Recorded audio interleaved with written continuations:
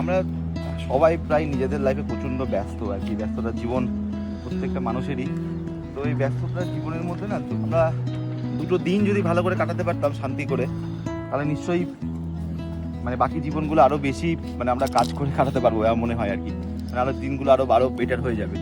তো এরকম একটা শান্তি জায়গাতে তো অবশ্যই আসা যায়, যেতে পারে অ্যাকচুয়ালি।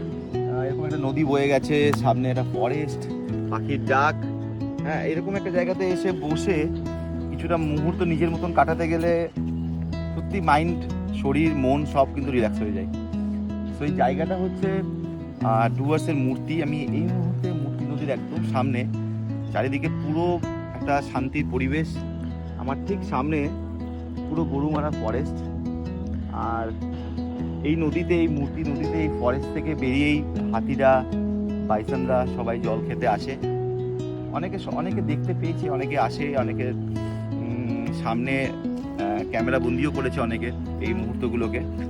তো এরকম একটা শান্তির পরিবেশে মূর্তি নদীর ধারে যদি মনে হয় আপনারা আসতে চান, সো যোগাযোগ করতে পারেন আমাদের সাথে। আমাদের রিসর্টের নাম টিবেট হোম মূর্তি রিসর্ট, যেটা এই টিবেট হোম যেটা এই মূর্তি নদীর পাশেই একদম আছে অবস্থিত। সো যদি চান 2 দিনের, 3 দিনের, 1 দিনের জন্য কিছুটা মুহূর্ত শান্তি করে কাটাতে চান, তাহলে অবশ্যই যোগাযোগ করতে পারেন আমাদের সাথে Tibet home Murti resort. Thank you.